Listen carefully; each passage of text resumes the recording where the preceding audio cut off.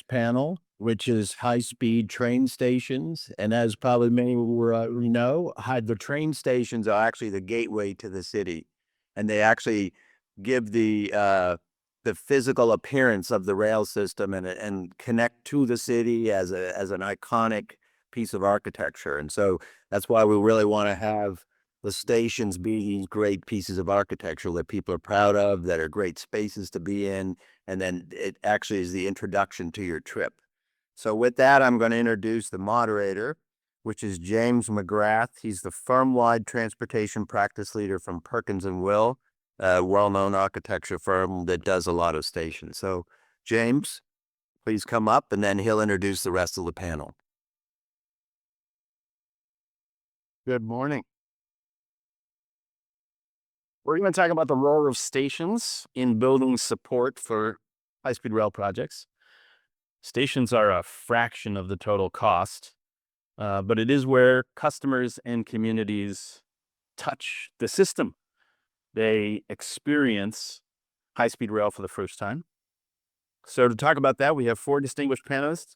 Peter Sokoloff was a partner at Foster + Partners Architects, led the system-wide vision for California high-speed rail and is currently working on 4 of the Central Valley stations. Torsten Krenz, who was a senior executive at Deutsche Bahn, 20 years of experience on rail projects in Germany and abroad. David Sacha, who's a principal and project manager at Perkins and Will, with 30 some odd years of designing passenger facilities in Japan, the Middle East, and now in Texas. And Fiona Purcell, who's a principal engineer at Arup, is the design lead for the 4 Central Valley stations and is really committed to people-centered design. So with that, I'll have Peter start us off.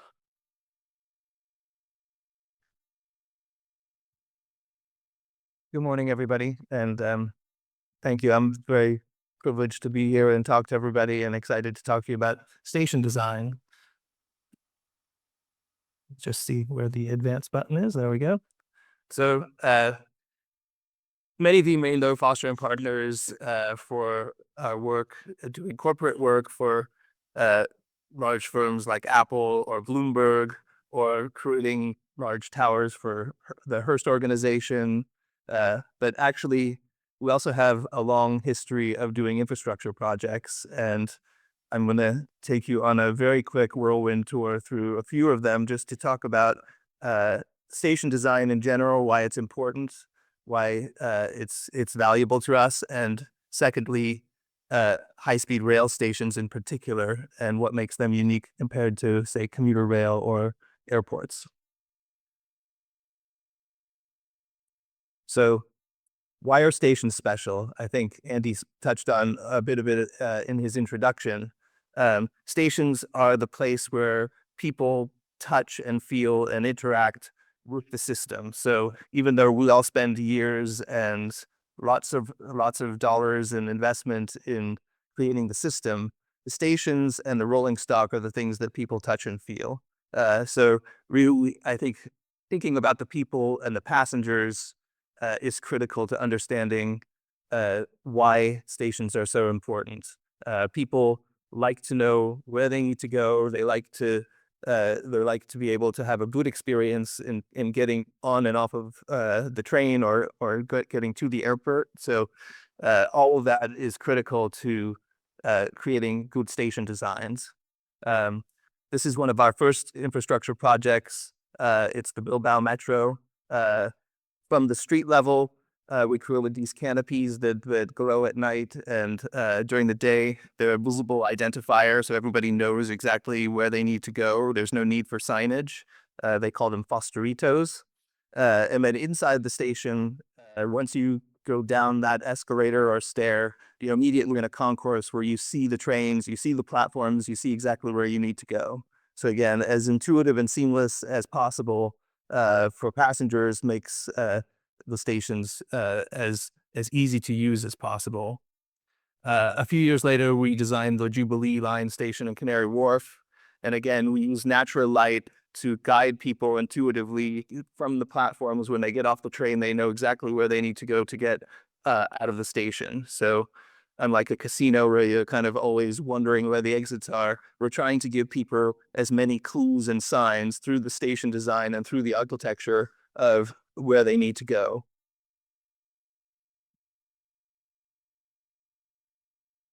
The other thing that is unique about high-speed rail stations as opposed to commuter rail is that people tend to have luggage. They tend to be traveling longer distances. They want to get there early for their train so that they know that they're going to depart on time. In that sense, it's a bit more like airports. So they need different types of amenities. They need waiting areas. They need bathrooms. They need some kind of services and vendor spaces to keep them entertained while they're waiting. So this is a system that we designed in Saudi Arabia for little pilgrims to the Hajj in Mecca. And so the entire system was really designed for this huge capacity of people that come once a year for this special pilgrimage. So those stations are designed to provide that sort of comfortable, shaded, cool waiting space for people while they're waiting for their train. The other thing that is unique about high-speed rail stations is that because we're providing intercity travel, unlike airports where you have to go out of the city, wait in security, and go through a number of steps to get to your plane, you can go directly from one city center to another city center directly. And so therefore, the stations have a much more urban upfrontage to them. They have a face to the city, and in that sense, they are, as Andy said, a gateway to the city and also a gateway to the system. This is the Port Authority bus terminal station, which we're currently designing in Manhattan.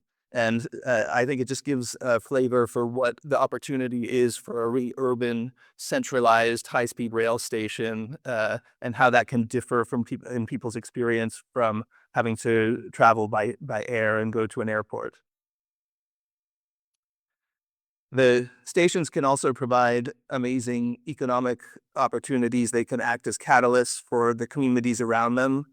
This is the central station in Stockholm, in which we are designing a development on top of and around the station. Stations often act as like a divider because of the tracks between different neighborhoods and different communities. But by building over the top of them and restitching the urban grid together, through development, you create better density and better housing around the stations, and you also can create better connectivity for pedestrians and people going through the city.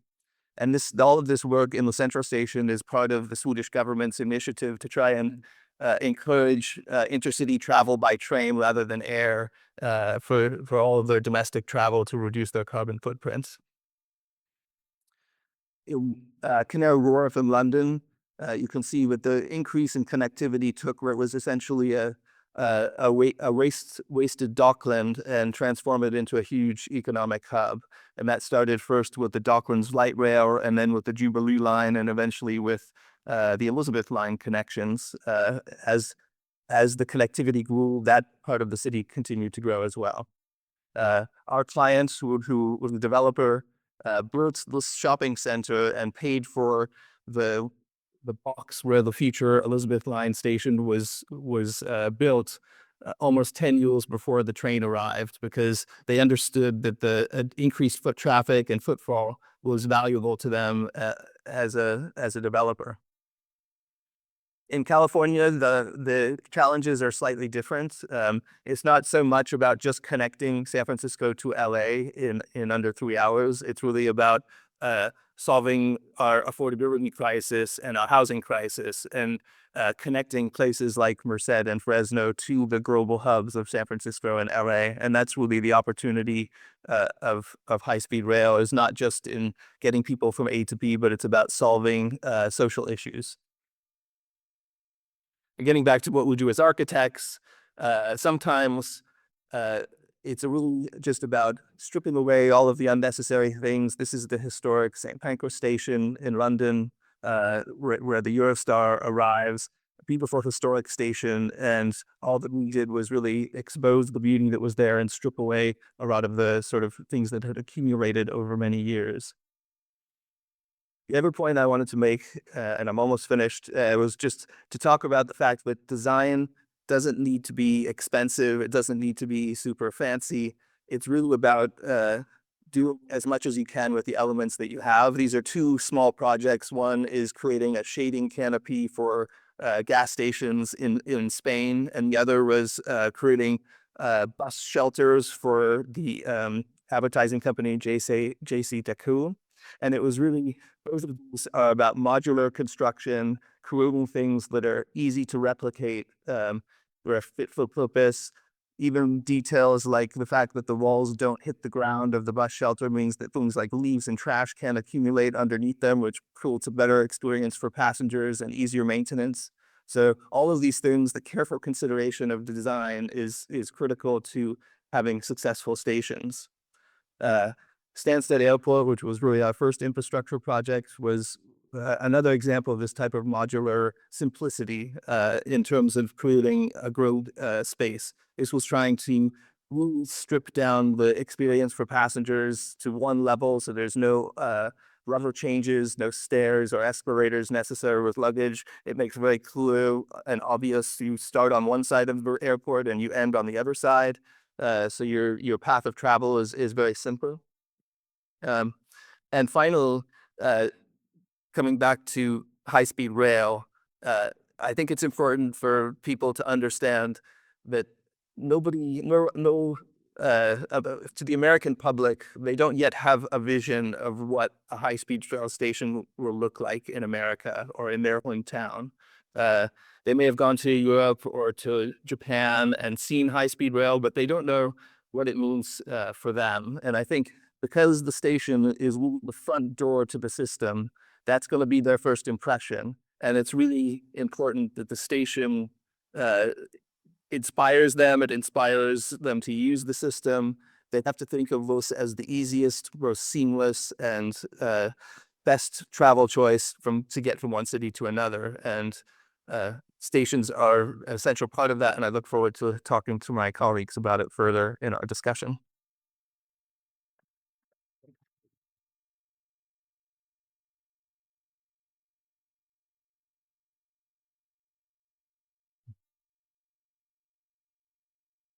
Good morning, everybody. Also from my end, my name is Thorsten Krenz, and I'm with DB Echo North America, which is part of Deutsche Bahn in Germany.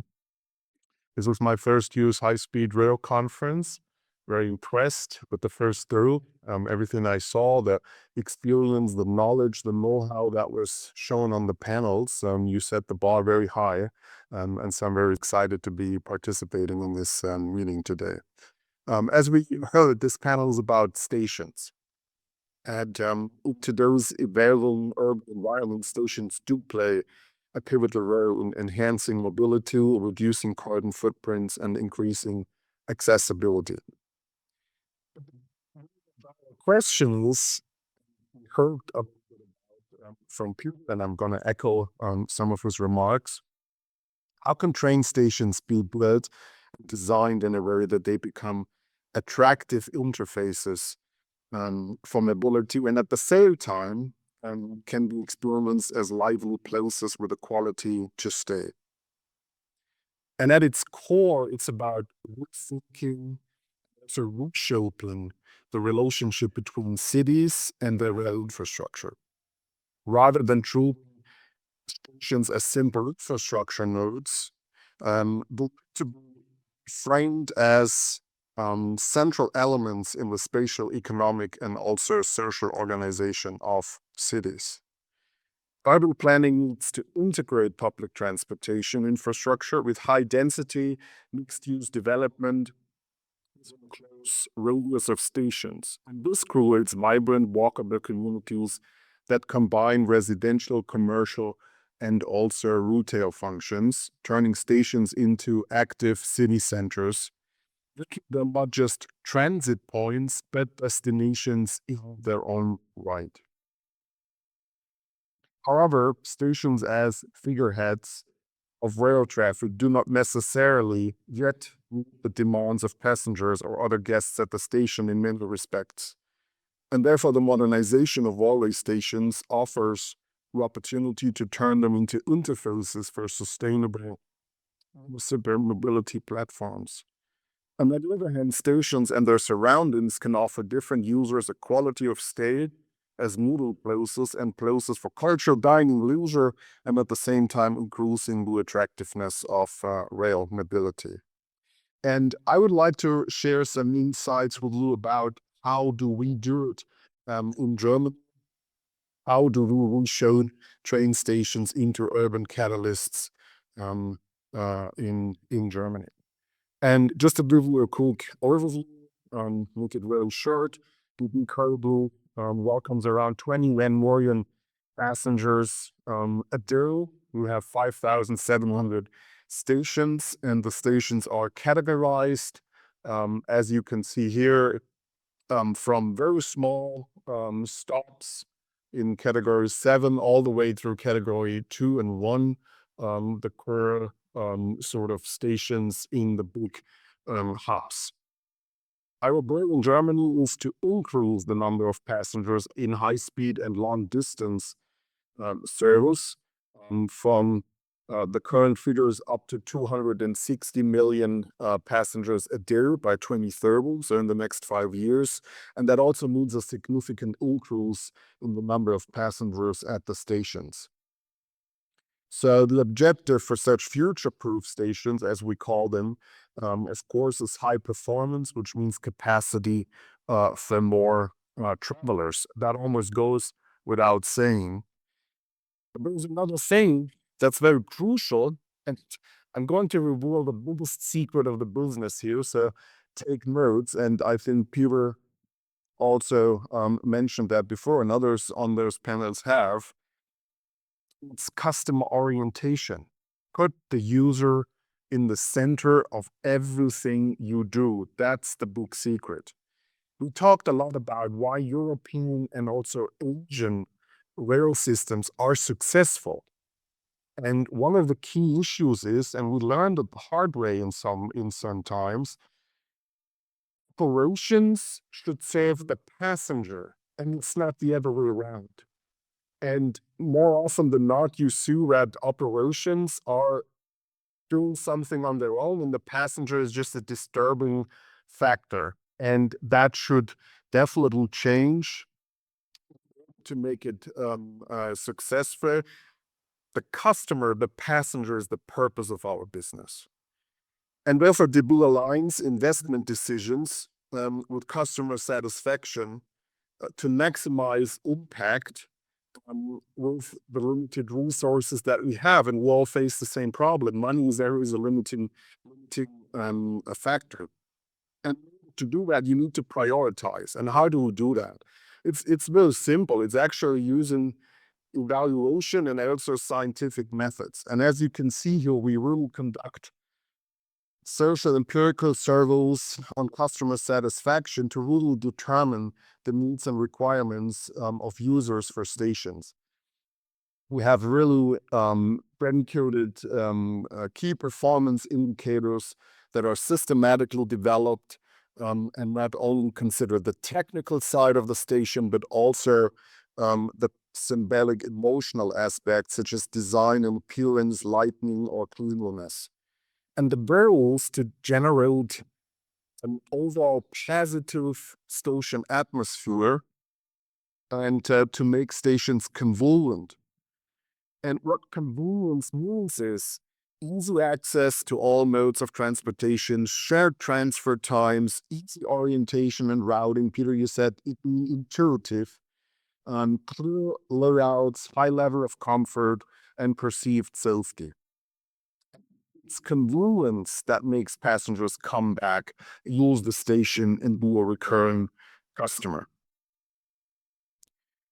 These measurements turn stations into attractive starting, transitional, or ending planes of a journey, but the journey doesn't need to start or end at the station. The contrary, will simplifying the travel chain and access to the rail system. The mobility hubs allows flexible towards and onward travel directly at the station. And there is another keyword, which is seamless door-to-door mobility. this is another, sorry, that is a slide that just shows some design elements in terms of light and welcoming atmosphere and design features that show this kind of welcoming atmosphere at the stations. This is what I was talking about when it comes to the mobility hub. At mobility hubs, travelers can and find all sorts of sharing services. The network currently includes bikes and bike sharing, e-scooter sharing, but also car rental providers and car sharing providers are available.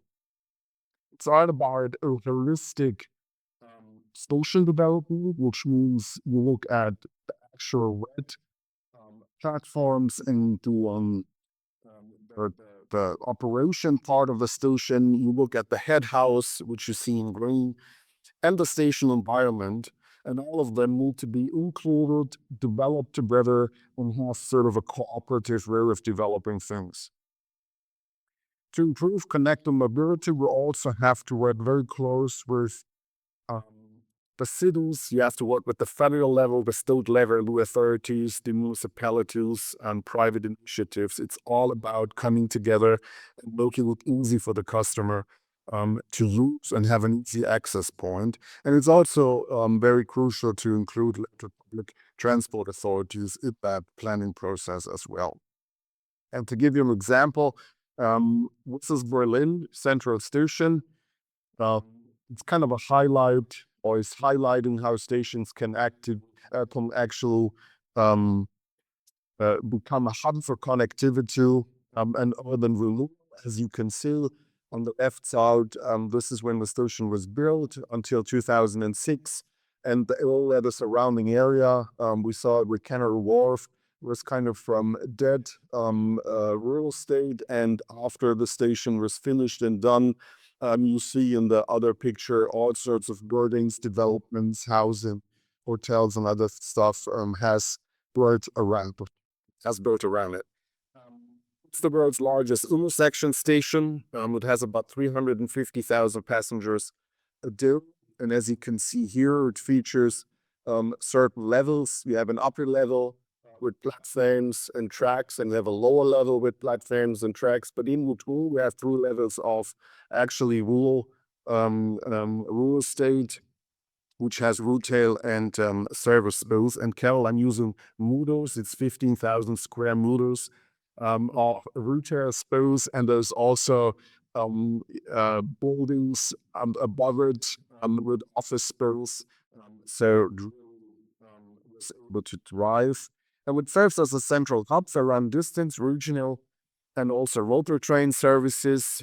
It's seamless connecting to Berlin's public transportation system, subway, urban rail, light rail, and buses. And since its opening, the connection times have decreased significantly while services and overall capacity have improved. This is an example of how railway stations can serve as catalysts for the development of neighborhoods and to contribute for the revitalization of disadvantaged areas. And it's also about visibility.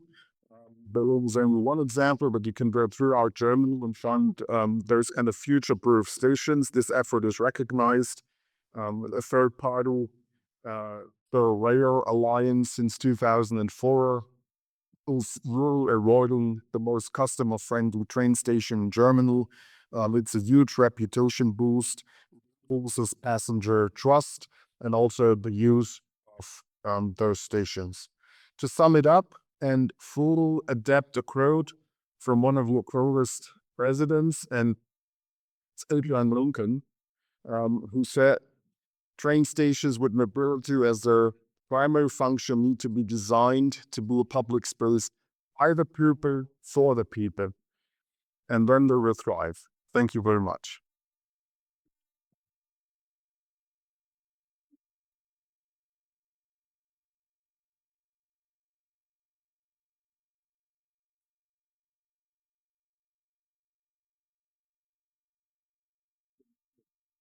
This is a bit to follow. I'm going to try. The central thing that you'll hear from all of us on the panel today is It's all about the riders. That's what all of that infrastructure is about that we've been talking about the last couple of days. It's all about the ridership. It's all about how to draw people through the system and come back, tell their friends. That's what it's about. Oh, the clicker right there. Oh, okay. So I'm specifically going to talk about Texas Central and the stations that Perkins and Will was involved in designing for the Texas Central system. And essentially, there's three different themes for us to talk about. One was what the station design parameters were that were given to us that we worked with, how we could develop a passenger experience around that, around those parameters so that, again, it was passenger centric. And then what specific design elements we used to reinforce that and to make the system and the stations as efficient as possible. So the process started with, and I think people are probably familiar with the Texas Central line, only to run about that, connecting Houston to Dallas in 90 minutes. But we started with those passenger ridership projections that had been developed at Texas Central. And essentially, we're talking about connecting two major cities that combined population was 13 million people within a 60-minute drive of those two terminus. And right now, the options are pretty limited. Well, the options are the options pretty much anywhere in America, which is air travel, which takes about an hour, plus all the security, plus all the finding a parking space, plus all of the layers, blah, blah, blah. Or personal window. And in Texas, that would be Interstate 45 connecting Houston and Dallas. And it was the second most dangerous freeway in the United States and the most deadly freeway in Texas. So that's your other choice, all right? So how do we get those? And then we also have the tremendous growth in population that we'll be experiencing, that we have been experiencing in Texas and we're continuing to experience. So how do we capture just a piece of those, of all of those people who are moving anyway, who are traveling anyway? How do we capture them and bring them into high-speed rail so they enjoy that experience? Well, we divided those riders into essentially three different rider profiles.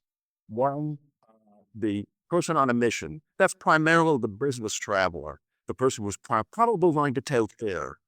How can we make their experience be seamless, quick, reliable? That's the answer to them. At the other end of the spectrum is the family or a group traveler. They're probably more likely to take a car. How can we make that experience more convenient and safe for them and to provide an experience? And then we have what we identified as kind of the leisure traveler. As I didn't mention is, in addition to the Dallas and Houston stations, there is a stop in Brazos Valley, which sounds like, why would we stop in Brazos Valley? Well, I'll tell you, there is Texas A&M University, 60,000 students, about 20 minutes to the west of that station, and about 20 minutes to the east, you are seeing Houston State University with another 20,000 students. And within about a 5-minute ride from Brazos Valley Station, there is, believe this or not, with Texas Renaissance Festival, which meets for 2 months every fall and draws 500,000 people to it. So we have those folks that just want to take an adventure. We map that experience then from basically from door to door for those different passenger types, from when they first book their travel on their app, on their phone, which probably also arranges their ride share from their door to the station. They arrive at that station. They have, as has already been talked about, a very cool path of what's the entry, how you move through the station, if you're ticketed, what amenities there are for, and then you board your train. We have a great experience on the train. And then when you've arrived at your destination, you also have your ride shared with your final destination at the other end, and then just repeat that experience coming back. So one of the things that again, we'll talk a lot about is the infrastructure, but in terms of the dollars, we and the value proposition for our passenger is the stations and the ride are what is actually a very small portion of the total project cost, but its impact on a rider is very important. And it also has an impact on the cities in which those stations are placed. So then we have Houston and Dallas. Both of those cities are fairly centralized, and so there are multiple floors of activity around just the central core of the city. In Houston, the station was located in the northwest corner of the city at the inner loop. It does not come into downtown. It's near an existing railroad corridor that they could get right of way for. And it's the station's located on approximately a 30-acre former shopping mall. And so it provided an opportunity for transit-oriented development to happen around that station. It was well located to transit. It's also located to the thruway system in Houston. In Dallas, the station does get very close to, or does get to downtown Dallas, and is adjacent to the convention center, and also to other networks, other transit networks around that. And then we had three different physical conditions in the stations. The byway in Houston and Dallas is elevated above the ground plane. In Brazos Valley, the guideway is also elevated there, but because it's a through station, we did an outboard platforms so that there could be through tracks in the center of the station for trains that are express that are not stopping at that station. This provided an opportunity for us to develop a program for the stations. Here's a diagram of the Dallas station in its location. We're downtown and all the different multimodal networks that support that station. And a view of the Dallas station. So you can see here the tracks coming in the distance, coming in from the south, the station being elevated. In the foreground is area for potential transit-oriented development. And then this is looking away from downtown. That is not downtown Dallas that you see in the background, okay? But the station allows for the stitching together of this neighborhood from one side to the other along the tracks. Here's a section through that. So you can, to the left is where one arrives. We move up through the station, and then we have a public space that allows the station to connect across to the public side of the station over an existing UP railway. I'll try to zoom in a little bit on this a little bit more. Here's a diagram of the overall organization. So the goal is this public space that allows public entry into the station through it and across the stitched over the other side of the existing freight rail lines. Passenger moves up through the station from initial ticket validation to a passenger lounge at a mid level. That's basically a holding for passengers before we board their train. In some respects, high-speed rail stations, at least for our system, are similar to airports in terms of the point-to-point destination aspect of them. But they're different in that the stations are allowed to be compact. It does not eat up a lot of land. The land around it is available for cultivated development, as has been mentioned already. And so it is allowed to be very efficient, very compact, and here, of course, I'm an architect, so I'm going to share some more views, right? Everyone wants to see pictures. So there's another view of the station, of the Dallas station. We use a consistent system of prefabricated structural elements and screening panels. So we have a glazed screening that has like some graphics on it that identify the station as a part of the brand. The train shed is cross-laminated timber panels, so they're very lightweight. They're environmentally sensitive. They have two panels on the roof to help power the station. Here's a little bit of a zoom in on that section. So you from that public plaza entry, you would come into a public arrival point. You would then move. So those that arrival point. Premium passengers enter an exclusive area, kind of like a airport lounge to the right. Standard ticketed passengers go under the blue banner to the left. And when they move out to a passenger lounge area, that will be basically the whole area for everyone. And unlike airports, trains are going to be very reliable. But I should have mentioned that we anticipated from our ridership studies that we would initially be running 2 trains per hour. That increased to 4 trains per hour, and then on to 6 trains. After 8 trains per hour, there would be potential to expand the station. But so we'll have this.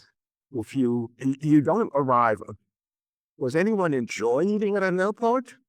No. The reason there's food service at the airport is because your flight has been delayed. You missed your connection. Something else has happened. We've come early and we're stuck there. So that's what so actually in these stations, we limited out of amenities within the station, and instead wanted to push that out to a transit-oriented development so that everybody can enjoy that, not just somebody who's sitting there with a ticket.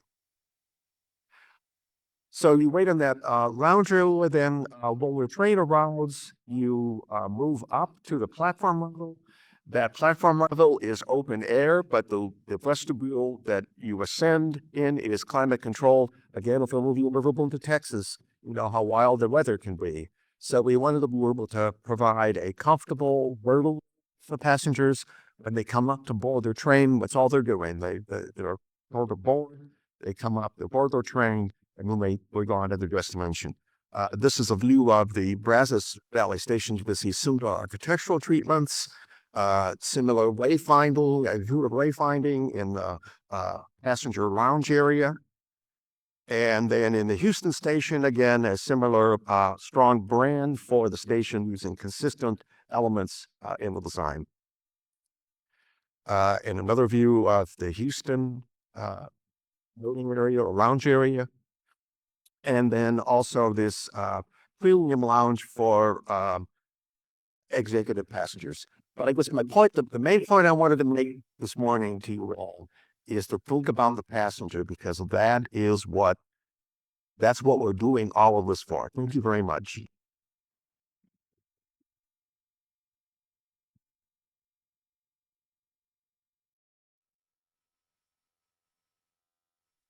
Great. So, can you hear me? Yeah. Okay. First, thank you very much for giving me the opportunity to talk to you all. I'm Fiona Purcell from Gallup, and I'm a principal in our office in San Francisco, and I have the pleasure currently of working with Peter on the first 4 stations on California High-Speed Rail. I've spent the last 10 years of my career leading multidisciplinary teams focused on the design of stations, be it high-speed rail stations or metro stations. And what I want to focus on today is really looking into the future and just sharing with you some of the work we've done in Arup on looking at stations of the future. Major infrastructure like rail is a long-term investment. Some of our railway stations in Europe are now close on 200 years old. DC Union Station here is touching on nearly 120 years old. So we really need to be future-looking when we look at these stations. So before we look forward, I wanted to look backwards first. So just looking at a little case study of Gare du Nord in Paris. And if we look at Gare du Nord, it was built in 1846 when the horse and cart provided the last mile of connectivity to passengers. By 1860, it had already outgrown itself and major refurbishment works were underway. By 1900, it was again expanded to serve suburban rail with the advent of the metro and the automobile, taking people to their final destination. Then in 1994 came the arrival of high-speed rail, and on we go. The station currently is a victim of its own success. It's once again outgrown itself, and future expansion is again likely. Though what shape that's going to take is under discussion, I understand, at the minute. So the moral is, if we design for the now, we run the risk of being outdated by the time it comes to fruition, especially at times of sort of major growth in the industry, as hopefully we will be experiencing here in the US. There are already disruptors in the market, from, as we heard yesterday, airlines that are partnering with train operators to provide check-in at stations, to ridership and autonomous vehicles that are challenging how people get to the station, to drone flights creating new opportunities for businesses around stations. So this is what makes designing a train station such a challenge. How would you design for this uncertainty in an industry that craves certainty? This is already difficult where rail travel is really well established in the likes of Europe, but it becomes especially difficult in the US context, where we're trying to balance the unpredictability of technology advances with the progression of ridership and the frequency of service as the appeal of the system will grow and grow over time. So the key is really to focus on designing great spaces that people want to engage with. Spaces that provide a human-centered design at each stage of the station's evolution, creating intimate spaces that feel vibrant at each stage. But the one thing that will remain is that the stations will remain the gateway or hub of interconnectivity, acting as the heart of a multimodal system, connecting with the local with the regional and onwards. Without the station, the passengers and customers cannot access the system. The station is where the public interacts with the service. If it's not an appealing, convenient, safe and secure space, it will not entice people out of their cars or challenge air travel. Similarly, the transition to other modes must be seamless, provide connectivity to the final mile, and give users greater control over their individual travel needs. To challenge other modes of travel, it must be frictionless, simple, and clear. We're consistently seeing innovations targeting this area, and I know Deutsche Bahn has done a lot of work in this area, and helping all users, no matter what your age, your ability, to use the system in a really intuitive way. So, as designers, we have amazing tools at our fingertips to help us coordinate and visualize and understand our designs as we are developing them, and how the customer will interact with the system ultimately. From testing the acoustics internally and externally, to really understand how passengers will experience the system. And this we have found has been a really useful tool for engaging with stakeholders and winning people over to use the system before it's there in reality. So these tools allow us to test our designs in all conditions and all aspects of the passenger journey. Myself and Peter were chatting a while ago about what if you arrive at night at, 2 o'clock in the morning? Is the station going to be a safe space that people want to use? So we have the ability now to assess not only how it will impact the passenger, but the context in which the stations are located.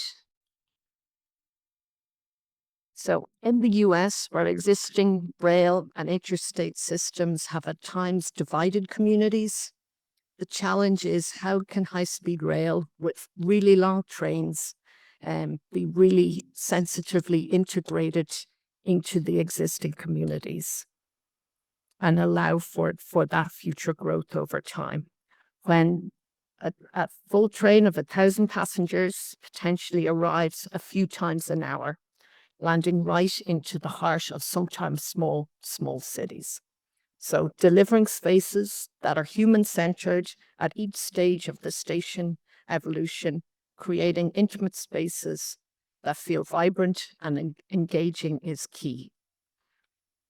So in the US, as late adopters, there is really great opportunity for high-speed rail to address the mega trends that are happening out there at the minute, such as rapid urbanization, population growth, technological advances, as I touched on, and really importantly, climate change as well. These have really far-reaching implications for the future world in which rail will operate and form a key part. Similarly, the evolutionary needs and expectations of future passengers and how they will engage with the system and stations. So to wrap up, it's a really exciting time to be a designer of stations to help influence the future shape of what these great spaces will be and critical to the future of our cities. So thank you very much. Thank you for such visually rich presentations today. Yesterday in the discussion, we heard a critique of renderings and stations that are unaffordable and setting the bar too high, maybe too early. So my first question is, when is the right time to bring station level design considerations, urban design, engineering, and architecture into these programs? And I'll open that to all of you. Yeah, I can start. I think as early as possible, I think is what I would say. I think particularly in relation to the station locations, which one of the speakers, apologies, I can't remember exactly who it was yesterday, noted that, the stations have to be in the right location. They need to connect up with the other transport modes and around the city to be really successful, and further afield to be really successful. It needs to be convenient, as Torsten pointed out. It needs to serve the customer and the passenger. So I think bringing the experts into the room to help inform those decisions as early as possible. Yeah, and I just want to add to this because examples you've used, for example, Gare du Nord in Paris, I think that's a very good example because it shows that stations are a living creature, a living breeze, and they can be adapted. And sometimes you see that people try to design build a station that already fits all the future pulses, and when sometimes it's a little choppy, can have unauthorized spills and which is actually not necessary. You start from, and you pointed it out, you start from what's your ridership projection? What is your operational design and concept? And how much space do you need? How do you size it? And then think about, okay, I need to be flexible. I need to adapt it to future needs. And how do I do that? Being cost efficient, modular construction methods, all sorts of fields that flexible skills that would give you the to breathe in the future is actually the way to go. It doesn't have to be, excuse me when I'm using it, to be the Taj Mahal right at the beginning. It can develop, and there can be sort of an evolution rather than everything needs to be done at in the first place. And I think that is part of the whole thing. Look at it from an operational point of view. Have a clear business plan. Look at sizing it. Look at the customer that is going to use it, and grow from there up. The only thing I would add to that is I think people when look at a map and they can only get so excited about a train system connecting them to another place. But I think the visuals and the idea of a sense of place really is where it gets people excited about a project and enthusiastic about it. And so I think the imagery and the like human scale views really help people to imagine it and to inspire them. I think that sometimes those images make promises or they promote something which is beyond what the capability of that first stage of a project might be. So I think will have to be used carefully, and that the idea of freezing a station over a period of time, and California High Speed Rail is a good example of this. The beginning operating segment may not have the same ridership as the final full build out. And so the station itself, I think people have to see the vision for that local community. You know, letting their buy-in is super important at the beginning, to start with a little kernel of that design idea. And then so they see that and they also understand the future vision of how it can become a much, more robust station in the future. I guess the one thing that I might be able to add to that is that to be involved early, because of also, in addition to all of the technical requirements and ridership and all, is you're able to be part of the development of the branding, the line, because we're starting these things from scratch, more or less, and so it's an opportunity to create the North American high-speed rail identity. So to be involved early and to help promote that brand is part of the task that we have in front of us. And just to add as well, the creating that vision of, selling the dream to excitement when people could see the station was really tangible, because now they had something that they were understood and they could see what that meant for their communities. So I think having, as Peter said, that those images that people can really understand and make it tangible, and for them to think is really cool and important. Great. A number of you talked about the differences between stations. Torsten, you had a whole rubric of 8 different classifications. U.S. or in North America. What do you think is the right balance between a station that fits into its local context and having system-wide identity? Where do we fall on that balance? Yeah, I think that there's certain elements that you want to be consistent across all the stations. Like wayfinding is an example. Like you don't want 50 different types of signs and people don't know when they get off at one station. It's completely different from where they got on. So I think as a part of the identity of the system, there are certain things that obviously need to be consistent across all the stations. But I think tools like both the landscaping and the public plazas and the interface with the surrounding urban context will need to be very localized to that particular community. And it might be also the functions and the amount of transit-oriented development around the stations would also be something I think that's very particular. The materials, if that's possible to try to integrate into the design, I think a valuable way of trying to kind of make them more localized. So there's always a balancing act, I think, between those two things of trying to create consistency that helps with maintenance and, sort of overall system-wide consistency is helpful, but then giving each local community an opportunity to have their identity.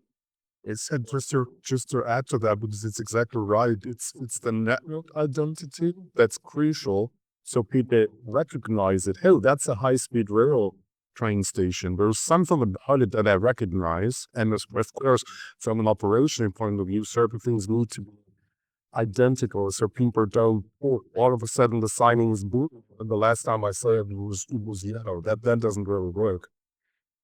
So it's the network identity, and then there's the station identity. And to your point, to have this feeling of oh, this belongs here, and to spark some kind of emotion to it, you have to have a local identity with that station, whether that is a historic station. You showed St. Pancras, where you try to emphasize the historic structure. If you build the station completely new, you also have to inspired by local materials, local designs, so people have a feeling of emotion to it, which is crucial for getting people to use it and happily using it. So here's the balance between a network identity and a station identity. And in an ideal world, they will go hand in hand. And we'll have different multimodal connectivity Yeah. in different circumstances that you need to address, right? Because arriving at the station or getting to the station is one thing, but then you also have to get from there to your final destination. And so you need to be able to evaluate those different networks and how they're nuanced. And much like the difference between, light rail tram system and a metro system, high speed rail, the passengers are going to see as they'll go along, as they travel. And, there's an opportunity there to entice people the next time they travel to get off the train, visit those cities. So I think that's where that balance, having a identity also at each of the stations is important. And ask the community what makes, what would make it feel like, whether it's Fresno or Bakersfield, which we're looking at. But, they'll have amazing ideas. So, yeah. What makes it feel like Fresno?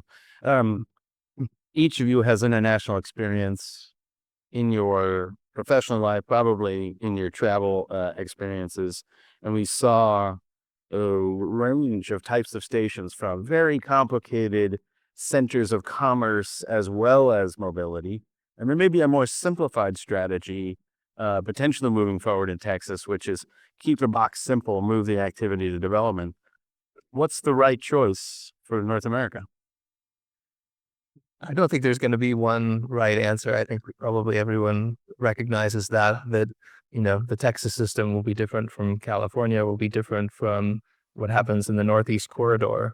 In some places, there's more economic opportunity for the station to generate revenue and become more of a hub of activity, not just for transit passengers, but for the community. And in other places, it will be a park and ride kind of situation where it'll be, it's more dispersed population, but it's still important to serve those areas. So I don't think that there's one identity for high-speed rail stations nationwide. I think, it's the differences that will make it interesting and unique. So Key, I think, is to make sure you're not constraining it and you're allowing the stations develop organically that suits the location. So again, you talked about earlier, it's key to get good urban planning during that, the stations are set up for success and will allow that regeneration to happen. We are at time, and I want to thank you for bringing your energy and passion for this. Before we close, favorite station on Earth? For each of you, get ready. Union Station in LA is my favorite. I grew up in LA, and it really does capture the history of Los Angeles, the sort of Spanish influence, and it has evolved and innovated over time. And now it's an LA Metro station in addition to Amtrak and future high-speed rail station. So Cool. I'm very biased. It's Stuttgart because I spent 5 years there. We're turning a terminus station into a go-through station, moving with 180 degrees around. Ooh. And from an architectural point of view, it's stunning. So if you ever have the time or possibility to Google it, Stuttgart 21 train station, look at the pictures, you will be amazed. Oh, goodness. Hopefully it's not to be a very active station. I guess the most iconic station I can think of is Cincinnati Union Terminal, which, if anyone has seen it, was, I think, 1929, 1930. Looks like a rodeo cabinet. I mean, it's just wonderful, piece of iconic architecture, but terribly underutilized. Yeah. Sorry. I'm going to say the last railway station. I'm a train station nerd, but I think St. Pancras. I've used that station a lot, and every time you come up out of the sort of travelators into that amazing space, it's just awe-inspiring. All right. Well, thank you all for your time and attention. I think we're taking a break.